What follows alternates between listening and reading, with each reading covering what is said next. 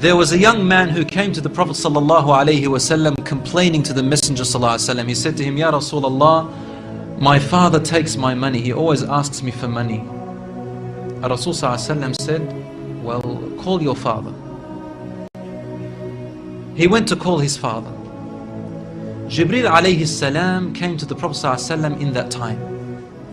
And he said to him, Rasulullah, when the father comes to you, ask him, what were you saying in secret on your way here? Father was muttering something which his son couldn't hear. He said, ask him what he was saying.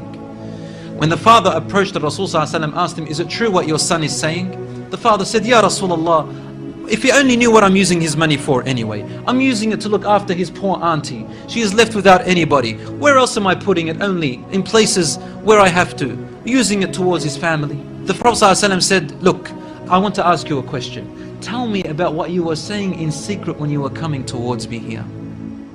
The father looked at the Prophet ﷺ and said, I made some verses of poetry. Rasul ﷺ said, please say them to me. And he said, oh son, I nourished you when you were a baby. And I looked after you in care as you grew up until you became an adolescent. You lived upon what I worked for and strived and sacrificed in my body and time and wealth, so that you may live healthy.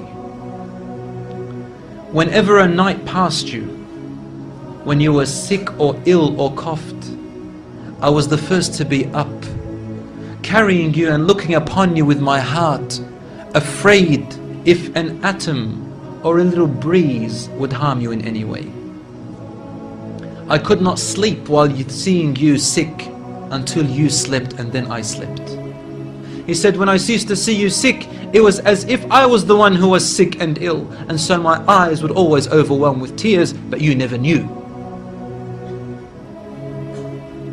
And then he said, and when you finally reached the adulthood, which all my life I was anticipating and looking forward to seeing you become that. I mean, this is all he's doing, right? He's raising him, waiting for the day he's going to get married, the day when he will get his qualifications and finish, the day when he will get his skill, the day when he can stand on his feet, the day when he will rejoice, until you reach the day when I have all my life anticipated in my heart to see you reach and rejoice.